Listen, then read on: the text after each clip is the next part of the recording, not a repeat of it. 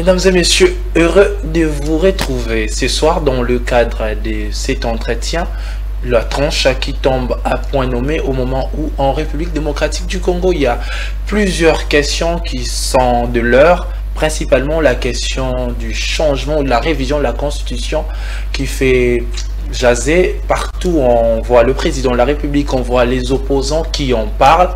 Et la classe politique, effectivement, est en ébullition par rapport à cette situation et à cette question. Et aujourd'hui, sur ce plateau, nous allons en parler, mais pas seul. Nous allons en parler avec Monsieur Jean-Claude Mavitidi. Il est ministre de la Jeunesse du Front de Libération Nationale du Congo, un parti politique, ministre de la Jeunesse, qui est équivalent du président de la Ligue des Jeunes dans d'autres partis. Monsieur Jean-Claude Mavitidi, bonjour, salutations à vous. Oui, bonjour. J'espère que vous êtes en très bonne santé. Très bonne santé. Aujourd'hui, on dit que la ville de Kinshasa, il y a des problèmes, des embouteillages, ça et là. Vous n'en avez pas été victime, on espère. Bon, pourquoi pas, mais bon, vous êtes habitué. Mais il faudra lutter pour que cela cesse. Ok, d'accord. Je disais tantôt que vous êtes ministre de la Jeunesse du Front de Libération Nationale du Congo. Exactement. Ce qui est équivalent dans d'autres partis politiques du président de la Ligue des Jeunes. Oui. Alors, brièvement, si vous pouvez nous parler, le Front de Libération Nationale du Congo, un parti politique, depuis quand? À qui est le parti? Quelle est la vision du parti et les objectifs du parti? Ok, merci. Le Front de Libération Nationale du Congo, parti dirigé par son Excellence Monsieur le Président Kapendeli Kanimbu, l'actuel président, c'est un vieux parti, un parti avant-gardiste qui a participé à l'indépendance de notre pays. Déjà à l'époque, c'était trois grands partis. À l'époque, c'était la CONACO, donc CONACAT, CONACO, les MNC et puis la BACO. Ce sont là les grands partis qui ont participé à l'indépendance de notre pays. Donc le FLNC date de là. Et pendant ces temps-là, quel rôle votre président Eli Kapendeli Kanimbu a joué en cette époque-là? Il était dans quel parti principalement?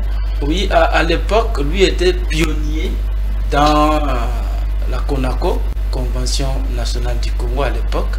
C'est la Convention nationale du Congo qui est devenue Front de Libération Nationale du Congo en 69. Donc lui, à l'époque, il était déjà pionnier dans ces partis. Et le parti, quelle est principalement la vision du parti? Qu'est-ce que le parti fait réellement jusqu'à ces jours? Depuis toujours, depuis sa création jusqu'à aujourd'hui, le parti cherche l'indépendance totale de notre pays. Les partis luttent pour le bien-être intégral du peuple congolais. Donc c'est ça son souci. Depuis toujours, c'est ça la lutte de ces partis. Parce que vous estimez que jusqu'à ce jour, le pays n'est pas indépendant. Exactement, le pays n'est pas indépendant économiquement parce que l'indépendance doit être totale. En 60, il y a eu l'indépendance nominale. C'est-à-dire que comme c'était le cas partout, les gens voulaient être indépendants. Mais j'espère que sur le plan mental et sur le plan économique, nous ne le sommes pas encore. Il ne faut pas se voiler la face. Et je pense qu'au niveau du parti, vous avez amené ces diagnostics-là. Quelles sont peut-être pour vous les différentes pistes pour que le pays soit réellement indépendant? Ces pistes passent par quoi nécessairement? Et avant de vous parler de pistes, je vais d'abord rappeler ce qui s'est passé réellement dans ces pays. Vous savez, quand on devenait indépendant, il n'y avait pas assez de cadres politiques. La plupart de nos parents de l'époque étaient des bébés politiques, permettez-moi le terme. Mais d'ailleurs, ceux qui sont allés à la table ronde de Bruxelles, c'était des chefs coutumiers. Ce n'était pas vraiment des politiques. Et ils ont été manipulés par les colons. Et c'est ce qui continue jusqu'à aujourd'hui. Je vous dirai, peut-être que beaucoup de Congolais l'ignorent, mais ceux de cette époque-là connaissent, ils savent. Le premier député que nous avons eu, chaque député représentait une entreprise occidentale. Donc un député, mais qui est un espion, nous dans notre jargon, dans le jargon de notre parti, nous appelons ces gens-là les valets locaux. C'est-à-dire c'était des gens qui étaient valets, donc des personnes qui sont au service de leur maître. Exactement. Donc ils étaient là, responsables politiques, mais ils étaient au service de l'occupant, de l'Occident qui venait de partir, des Occidentaux qui venaient de partir. Et donc, quand vous parlez d'indépendance, vous estimez que jusqu'à ce jour, il y a des acteurs politiques congolais qui sont toujours à la solde de maîtres occidentaux. Exactement. Des gens qui ne savent rien décider, tout est pensé de l'autre côté. Ouais, on y arrivera, évidemment, j'anticipe un peu.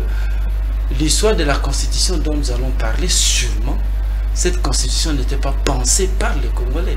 Donc vous sentez que jusqu'aujourd'hui, mentalement, beaucoup de Congolais dépendent encore des autres. Et nous, nous luttons pour que les Congolais comprennent et que nous devons être maîtres chez nous, penser selon nos us et coutumes, penser selon les intérêts qui cadrent avec les véritables intérêts de notre peuple. Et donc, ce n'est pas le cas aujourd'hui. Donc, puisqu'on y entre, en football, on dira d'ailleurs que c'est une passe décisive que vous nous faites là, parlant déjà de la Constitution. Donc, abordons cette question de la Constitution. Donc, à vous entendre, il faut réellement changer des constitutions en République démocratique du Congo. Oui, il le faut et il le fallait.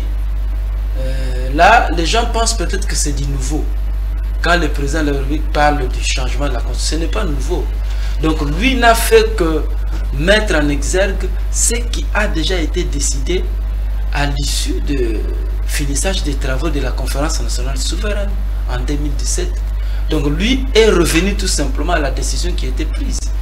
Parce que cette constitution, je n'aime pas tellement le terme, constitution de belligérants comme l'appellent certaines personnes, mais c'est une constitution qui ne cadre pas avec notre façon de voir les choses, nous Congolais. Alors il faudra changer. Donc le conférencier avait décidé qu'on puisse changer cette constitution-là. Non, mais qu'est-ce qui prouve que cette constitution ne cadre pas avec les réalités congolaises? Quelles sont ces dispositions-là qui disent cela? D'abord, les intérêts de... Quand on parle, j'espère, les articles 217, 218, là on dit dans les accords internationaux, ça dit que nous perdons un peu notre souveraineté au détriment. Dans le fait que les accords des traités internationaux priment sur notre constitution. Là, c'est pas bon. Il y a d'autres pays du monde, je ne veux pas citer parce que je ne veux pas faire leur publicité, mais quand il y a accord, il y a un peu de réserve, c'est-à-dire sous réserve. Ils signent sous réserve. Ce n'est pas le cas avec nous.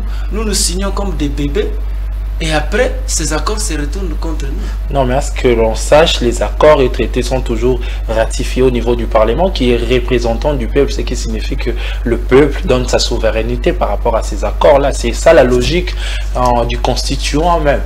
Bon, est-ce que c'est le cas toujours? Moi, je pense qu'il y a certains responsables qui vont signer ailleurs sans même que les parlementaires soient au courant. Ça arrive dans notre pays. Et alors, vous parlez de ce changement, vous faites allusion au finissage des travaux de la Conférence nationale souveraine, vous dites que c'est en 2017. Je crois que là, nous sommes perdus parce que la Conférence nationale souveraine, que la plupart connaissent, remonte aux années 90, 92 d'ailleurs, sous Mobutu. Alors, pourquoi parler de 2017 encore? Merci beaucoup, je vais revenir là-dessus. Beaucoup de Congolais ont la mémoire courte. Vous avez l'histoire qui est passée justement en 90, mais ils pensent que c'est déjà vieillot, il faut oublier. Et notre leader, son excellence Kapende Likalim, nous a appris que nous devons nous rappeler de ce qui nous concerne. Vous savez que dans ces pays, on utilise encore des lois que les Belges nous ont laissées dans différents ministères. Mais pourquoi quelque chose qui est passé en 90, les gens trouvent que c'est vieillot? Effectivement, cette conférence avait été fermée par la dictature. Et les opposants de l'époque, l'Union sacrée de l'opposition radicale, dont le père, le feu, papa du président actuel, était leader à l'époque, avait fait recours à son excellence, monsieur le président Kapende Likalim, à l'époque, général, on l'appelait général. Il a fait recours pour venir sauver le pays parce que Mobutu, à l'époque, misérait le pays par la dictature. C'est ce qui s'est passé après fermeture. Vous savez tout ce qui a suivi. Mais le président Kapende a tenu mordicus. Il a tout fait. Quand il est revenu d'exil, en 2005 déjà ici, il a mené les démarches. Il a mené les démarches. Il a écrit aux autorités. Et à l'époque où M. Bochab était vice-premier ministre de l'Intérieur, il a répondu, je vais vous montrer la lettre qui est là, la réponse de M. Pochard, ça. Si on peut voir, on peut lire, on peut les lire. La lettre qui dit réouverture de la CNS, donc la conférence nationale souveraine, à monsieur le professeur Diandé Nzaïdouard, administrateur général, de votre parti, le FLNC. Donc j'acquise réception de votre lettre référencée 001/FLNC 2015 du 14 janvier 2015 et vous en remercie. La conférence nationale souveraine, dit la lettre, ayant été une réponse aux vœux du peuple congolais exprimé à travers toutes les structures politiques, sociales, religieuses, sa réouverture pour parachever les travaux exige le parallélisme de forme et elle ne peut être ni l'initiative d'un seul parti politique, ni d'un groupe restreint d'individus. Donc, je vous exhorte donc, si vous estimez que Sun City et les institutions actuelles n'auraient pas vidé toutes les questions pendantes à la Constitution, de vous conformer à l'article 28 de la Constitution en associant toutes les branches représentatives de la nation à votre initiative afin que les autorités constituées répondent. Si vous pouvez alors éclairer, oui, exactement. Quand le ministère, parce que tous les partis politiques dépendent du ministère de l'Intérieur. Quand le ministère de l'Intérieur a répondu, exactement, il y a eu des consultations. Nous avons consulté toutes les couches de la population. Même les souverains premiers, vous connaissez les souverains premiers, les chefs coutumiers, étaient consultés, tous les partis politiques. Vous vous rappelez, à l'époque, il y a même un monsieur après qui a voulu récupérer la situation. Parce que nous, on proposait qu'il y ait le Haut Conseil national de la transition, n'est-ce pas? Ce qui sera d'ailleurs effectif à l'issue de la CNS de 2017. Mais quelqu'un a voulu récupérer pour tricher, ça n'a pas tenu. Donc, quand il y a eu l'ouverture, donc au final, après la CNS en 92, le président de votre parti est revenu au pays et vous dites qu'en 2017, il a décidé de rouvrir. Non, il n'a pas décidé. Suivons. Il a écrit aux autorités. Et les autorités ont répondu. Vous êtes allé en consultation dans votre parti politique. Nous avons consulté les partis politiques, toutes les couches de notre pays. Mais qui dit consulter, qui dit être convié à une consultation ou accepter d'être consulté. Donc, qui dit accepter d'être consulté ne dit pas forcément adhérer à l'objectif. Non, ils ont adhéré après. Mais c'était une démarche. Parce qu'on ne peut pas quand même continuer quelque chose qui s'était passé en 90, 92 comme ça. Il faut aller vers les gens. Nous sommes allés vers eux et ils ont accepté, ils sont venus. Et il y a eu réouverture effectivement de la conférence nationale souveraine. Donc la conférence dont vous parlez de 2017, quels sont ces leaders-là que l'on connaît aujourd'hui, qui y ont pris part principalement? Parce que vous dites que vous avez consulté notamment la classe politique. Parlant des classes politiques. Non, ils étaient tous là, je ne vais pas citer le nom, ça ne sert à rien. Je ne vais pas faire la publicité de l'un ou de l'autre, mais ils étaient tous... Donc vous assurez que les différents leaders que nous voyons peut-être aujourd'hui, leurs partis politiques aussi ont participé à... Ils ont participé, il y en a qui ont eu peur, il y en a qui ont eu peur de M. Joseph Kabila. Mais en fait, à l'issue de cette CNS, quel était le souci? Je vais lire un peu ici.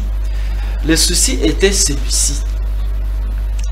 Concilier et réconcilier le peuple congolais partant de son histoire. Instaurer la paix sur toute l'étendue du territoire national. Résorber les foyers de tension. Restaurer l'autorité de l'État. Assurer le bien-être intégral du peuple congolais. Élaborer une constitution républicaine. C'était prévu par la CNS.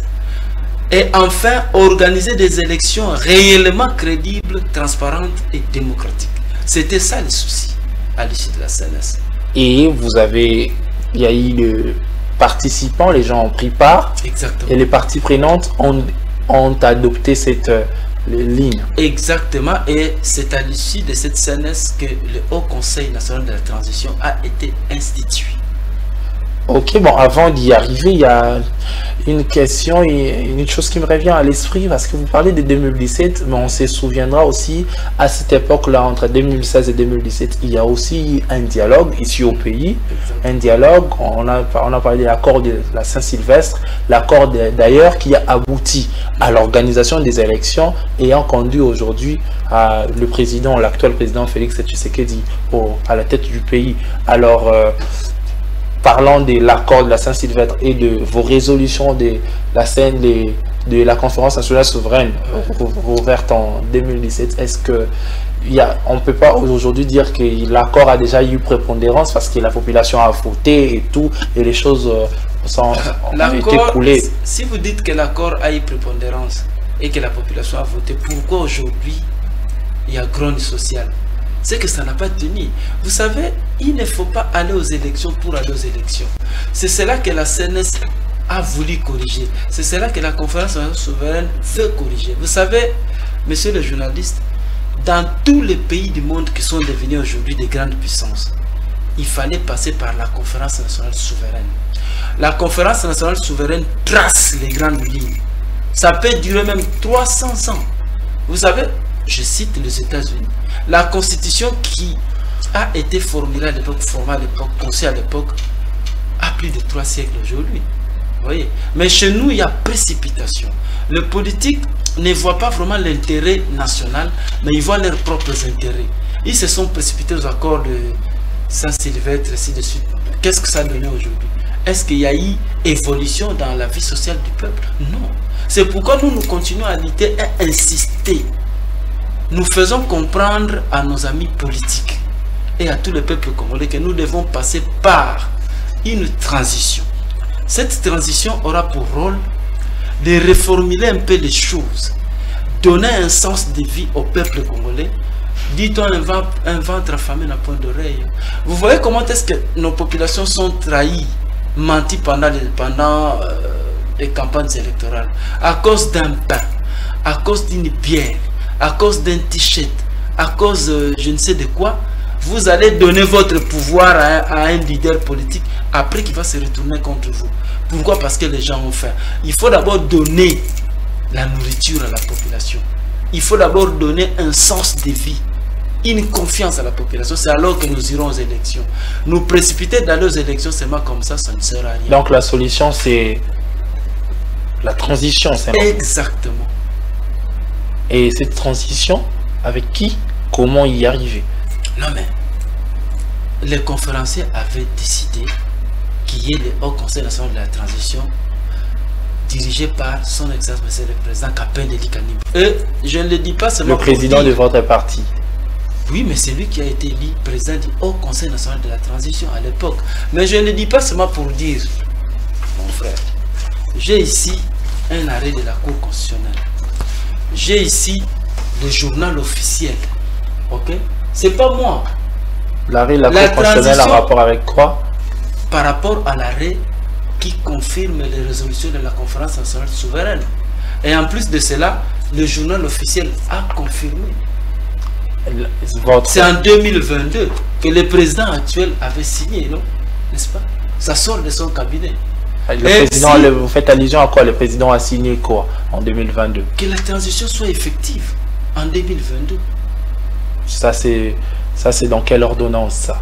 Parce que le journal officiel, l'arrêt, quand un arrêt est décidé au niveau de la Cour constitutionnelle, cet arrêt doit être publié dans le journal officiel. Et cet arrêt, on peut voir cet arrêt d'abord la Cour constitutionnelle. Donc on dit c'est en rapport à votre requête en inconstitutionnalité de la décision de la CENI du 5 novembre 2017 portant publication du calendrier des élections législatives provinciales et urbaines. Et donc votre requête a été déclarée recevable et fondée par la Cour. Mais au final, il y a quand même eu les élections. C'est là qu'il y a vraiment, on ne comprend pas comment sont les Africains en général et les Congolais en particulier. Dans un pays qui se respecte, aujourd'hui on serait déjà dans la transition. Et si on était entré en transition, le pays allait déjà évoluer. Là, nous sommes en train de patiner, nous n'avançons pas. Mais comment maintenant, aujourd'hui, nous avons un président de la République, un président d'ailleurs, nous en parlons, qui veut aujourd'hui qu'on change les constitutions, mais c'est lui qui est le président et il a porté et il a mis en avant son initiative. Mais maintenant, comment quitter de cette initiative de changement de la constitution voulue par un président en place et entrer dans une transition pour aussi aborder la question du changement de la Constitution. Quels peuvent être les mécanismes pour arriver à une transition alors qu'il y a une présidente en fonction et élue? J'aimerais que vous sachiez d'abord que la conférence nationale doit les comprendre. À part cela, qu'est-ce qui nous manque encore ici au pays? Il n'y a que la CNS qui peut donner cette chance. Mais comment y arriver maintenant? Non. Comment y arriver? Sois calme, monsieur le juge, j'arrive. Vous voyez, c'est dit statut du régime neutraliste indépendant. Le Congo n'a pas de système politique. Il y a des neutralistes indépendants. Voilà, donc... Ça, c'est le livre de votre parti. Non, ce n'est pas le livre de notre parti. C'est un système politique dont le leader est le président Kapen Eli Kanib, n'est-ce pas? Donc c'est un système universel et reconnu par le gouvernement. Donc cet ouvrage contient un peu la philosophie même de votre président. Exact. Pas de notre président, mais du système. Parce que si vous dites le président, non. C'est lui qui est le leader, évidemment. Mais c'est le système. Donc lui incarne le système. Donc notre problème au pays, c'est quoi? Lorsqu'un président arrive au pouvoir, et comme nous n'avons pas de système de gouvernance, il est manipulé, il est obligé d'adhérer soit au capitalisme, au socialisme, au communisme, des systèmes vieillissants que eux-mêmes sont en train d'abandonner petit à petit aujourd'hui. Vous avez vu là, en Occident, je ne vais pas citer le pays, il y a guerre. Non, nous ne voulons pas de ci, ça ne va pas, voilà, homosexualité, que sais-je encore. Donc en fait, là, il y a les libertinages un peu. Donc vous voulez changer la donne. On a compris, vous voulez changer la donne. Et pour cela, vous voulez qu'il faut qu'il y ait une transition. Oui. Mais comment y arriver? Donc vous attendez quoi effectivement? Vous attendez quelque chose du président de la République de faire cela? Qu'est-ce que vous attendez? Vous attendez à ce que la population les réclame? Est-ce que vous attendez à ce que le Parlement adopte quelque chose pour qu'on entre dans une transition? Comment y arriver? Qu'est-ce que vous voulez concrètement pour qu'on arrive dans cette transition? J'aimerais d'abord que vous sachiez une chose. Que tout ce que la Cour constitutionnelle décide est opposable à tous, n'est-ce pas? C'est pas moi. Et les arrêts de la Cour constitutionnelle sont irrévocables. Exactement, ça vous le savez, n'est-ce pas? Et la Cour constitutionnelle avait décidé, avait parlé de cette transition. Maintenant, il est question, et moi je suis d'accord, c'est là que j'appuie le président de la République. J'ai compris qu'il s'est souvenu, parce que je vous ai dit la fois passée, que lui était dans la conférence nationale souveraine. Donc il s'est souvenu que... Son père ou lui personnellement? Lui personnellement aussi. Il a compris que non, nous devons rentrer à ce que pense la CNS. Donc, changement de la constitution dont on parle aujourd'hui, c'est pour rentrer dans la transition. Donc lui a compris. Maintenant, il est question que son entourage aussi comprenne. Parce que un chef peut comprendre quelque chose. Mais il y a des pesanteurs, des gens qui poussent, qui tirent des ficelles par-ci par-là. C'est le problème que nous avons. Mais il faut que lui comprenne. Comme il a compris, il faut qu'il s'oppose à l'entourage. C'est tout simplement ça. C'est un patriote, il doit comprendre. Mais est-ce que l'on sache, vous, en gros, vous parlez du changement de la Constitution via une transition, mais est-ce que l'on sache, le président de la République a parlé de la révision du changement de la Constitution mais via une commission qui sera mise en place, n'est-ce pas, à contrario? Bon, c'est compliqué, je ne sais comment, si lui-même a compris. J'espère que quelques individus, une petite commission, avec là où il y a eu 1850 délégués venus de tous les pays et qui ont décidé qu'est-ce qui prime d'après vous. Soyez un peu réaliste. Qu'est-ce qui doit primer? Une petite commission de rien du tout, ou là où le peuple réuni en conférence avait décidé. Essayez un peu de comprendre. Mais est-ce que les gens vont suivre et les gens peut-être vont... Certains pourront dire que votre proposition peut-être démesurée ou ne tienne pas compte des réalités aujourd'hui, parce qu'il y a un président en place, vous voulez une transition. Depuis toujours, on parlait d'un président en place. Lorsque nous avons conseillé à M. Joseph Kabila, les gens disaient il y a un président en place. Il est parti. Il y a le président Fachi qui est là-bas. Nous l'avons conseillé aussi, ainsi de suite.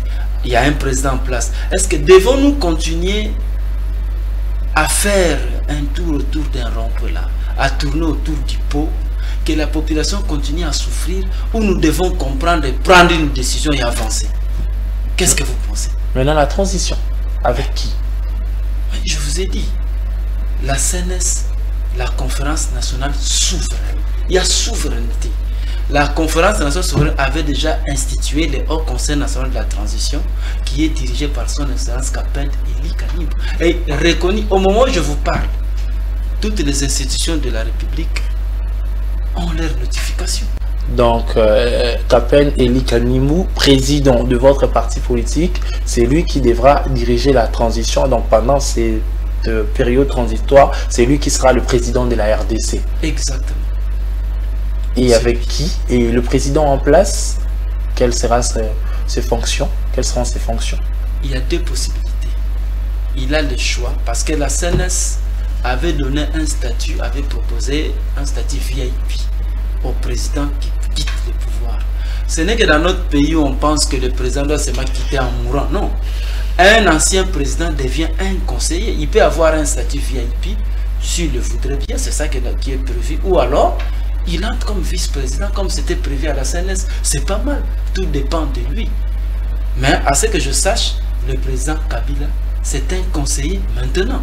C'est quelqu'un qui a dirigé le pays. C'est quelqu'un qui connaît beaucoup de choses. Il peut maintenant conseiller à distance le nouveau président. Et pourquoi Kanimba Elie Kapend devra avoir le mérite de diriger cette transition? Il y a plusieurs choses. D'abord, ce monsieur que vous voyez, non seulement parce qu'il a été élu par la CNS, ça c'est de 1. De 2, il a une longue expérience politico-militaire. C'est quelqu'un dans des pays où il a été à l'étranger. Il était comme président bis quelque part, je ne sais comment. C'est-à-dire il a cette expérience. Diriger pour lui, c'est pas nouveau.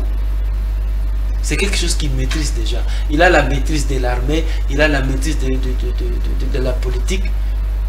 Il peut bien pacifier notre pays et diriger notre pays. Donc il a ces mérites-là. Et en plus, il a un système politique. Il est leader d'un système politique. Ce qui nous manque en Afrique et dans le tiers-monde. Donc moi, je sais qu'avec lui, ce pays va changer un peu de temps. Et quel sera le sort d'autres opposants? Parce que vous dites que c'est lui qui dirigera la transition. L'actuel président sera son vice-président. Et les autres opposants, nous venons de sortir des élections où il y a eu un deuxième et troisième, c'est-à-dire des personnes aussi qui ont de l'aura au sein du pays. Oui, bien sûr, mais des élections, je ne veux pas rentrer là, mais vous savez qu'il y a eu des problèmes. Des élections qui n'étaient pas crédibles, transparentes ni démocratiques. Tous les Congolais aujourd'hui savent que ceux qui sont là aujourd'hui n'étaient pas élus comme il se doit. Ça, vous le savez aussi. Donc ces opposants-là n'auront pas leur place. Non, ne vous en faites pas. Ne vous en faites pas. Parmi ces opposants-là, ici je vois, à l'époque, le Haut Conseil avait adressé cette lettre ici à M. Manuel Ramazan Shadari, à l'époque qui était le ministre de l'Intérieur. C'était un gouvernement. Dans le gouvernement, il y a ses opposants.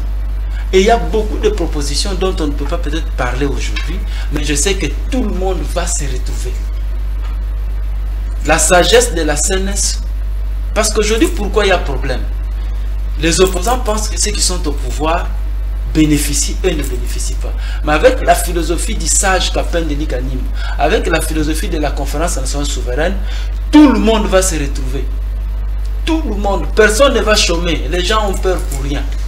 Notre pays est suffisamment riche pour que personne ne puisse manquer du travail. C'est possible.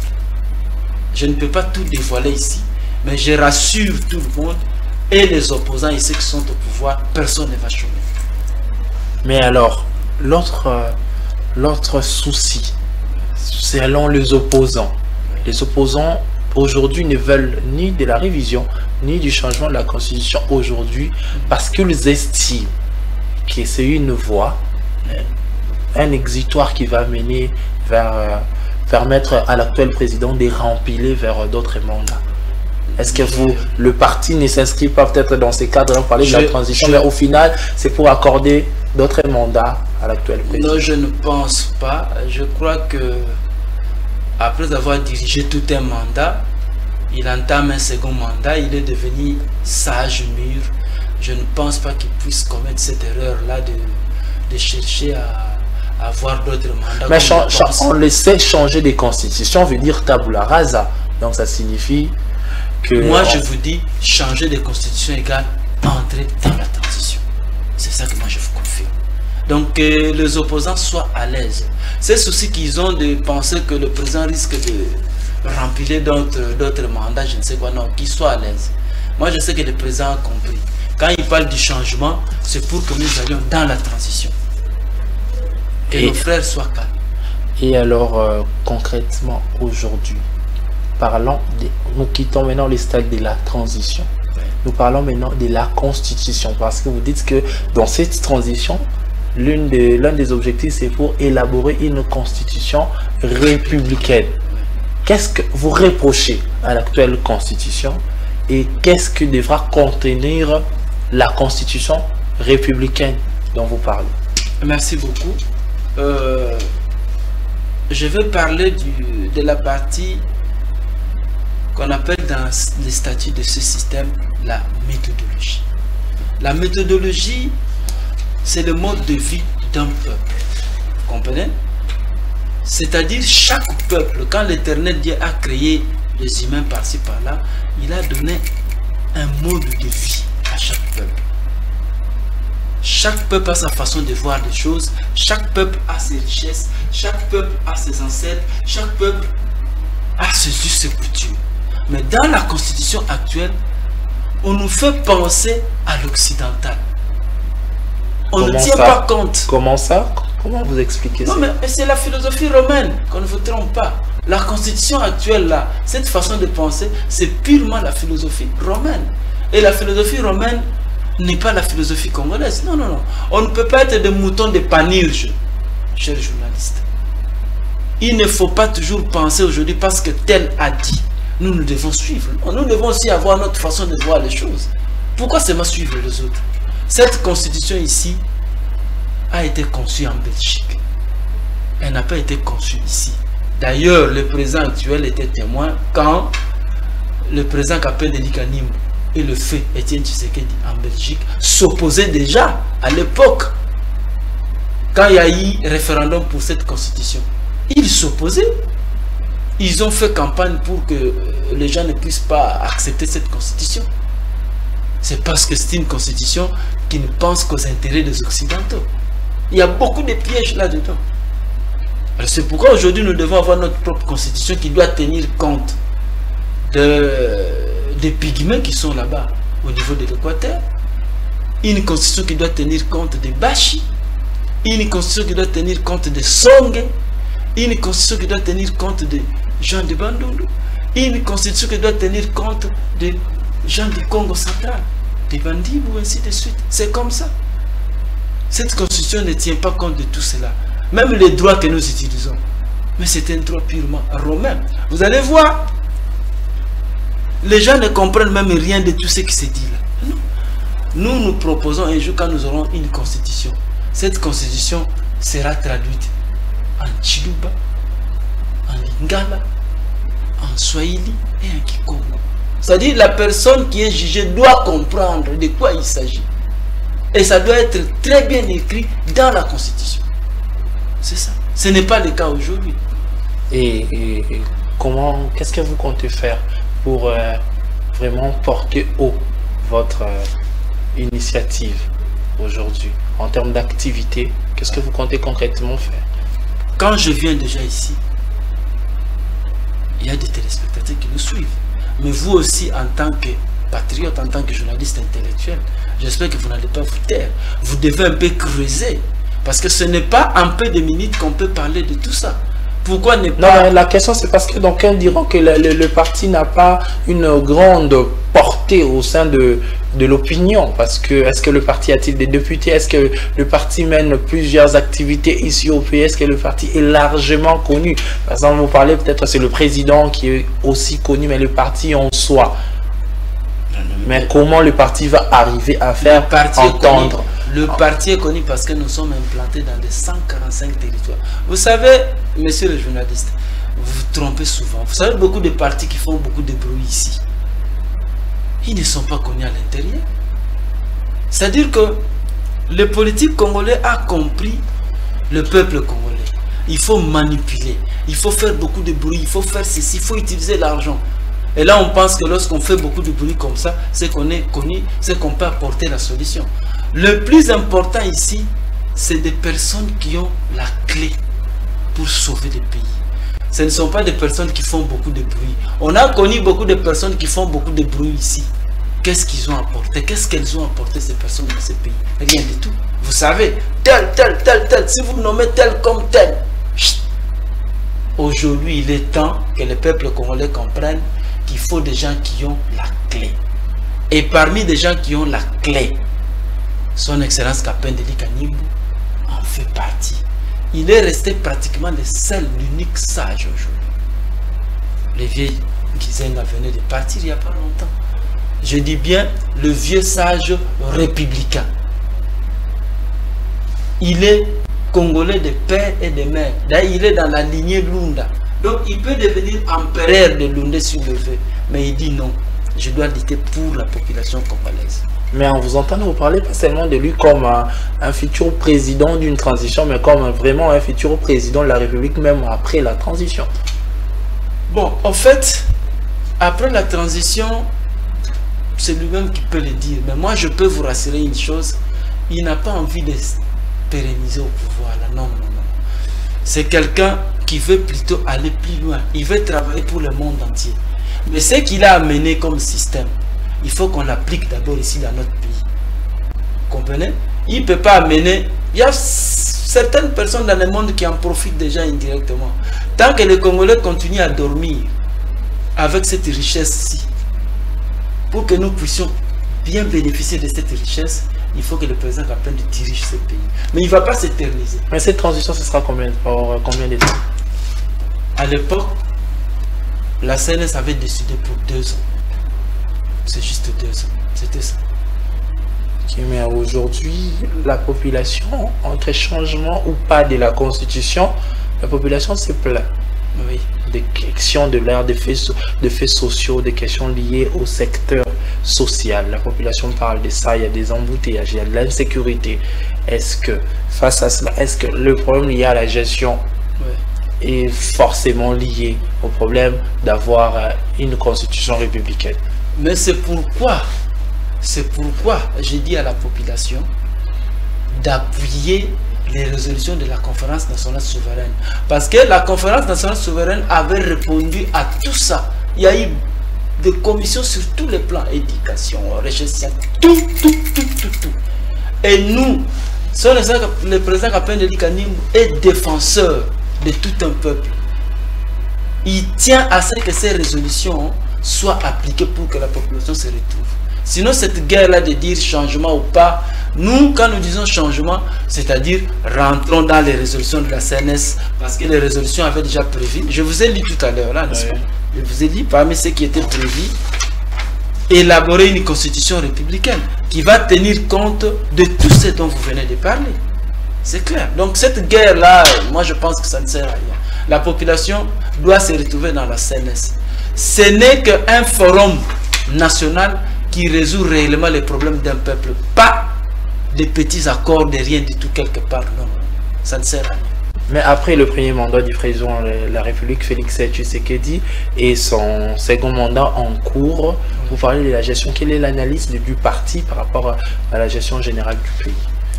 La position du parti sera quelle? Certainement, vous avez pu évaluer, à un moment donné. Bien sûr. Vous savez, le président actuel a rencontré beaucoup de difficultés liées aux réalités dont je venais de vous parler.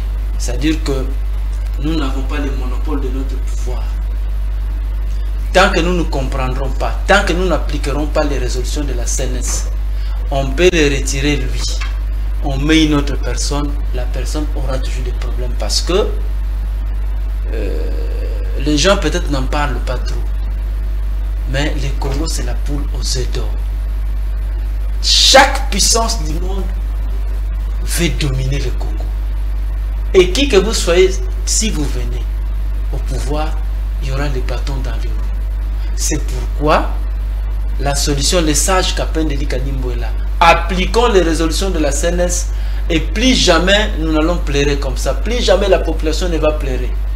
Sinon, nous allons continuer de pleurs en pleurs.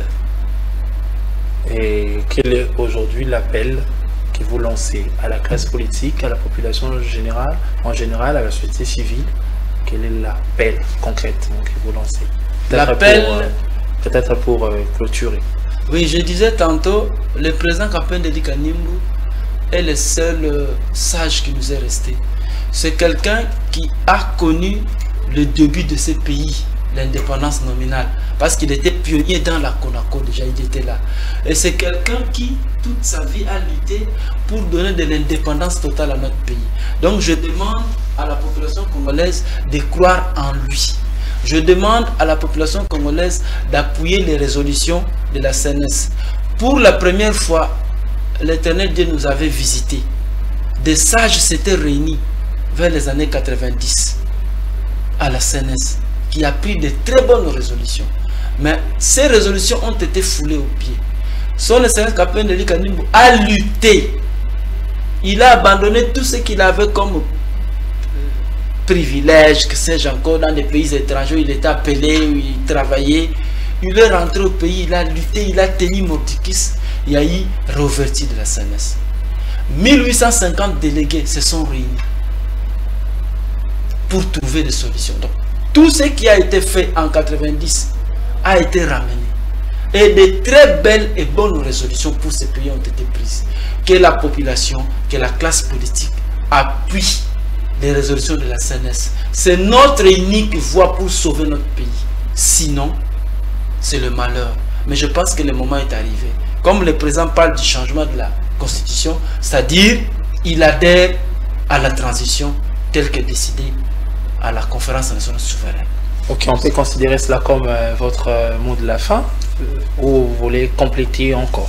Non, ce que je peux compléter, j'insiste et j'insiste encore que nous avons la chance avec une personne qui a le système politique.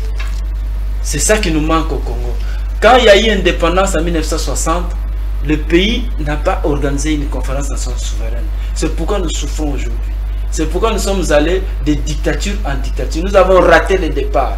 Et son Excellence Kapende Deli Kanimbu nous donne l'occasion aujourd'hui que nous puissions récupérer tous ces retards perdus et avancer. C'est pourquoi il a été élu à la CNES. Donc il doit diriger la transition et au moment opportun, il va laisser aux plus jeunes qui vont continuer après, des jeunes aguerris et formés.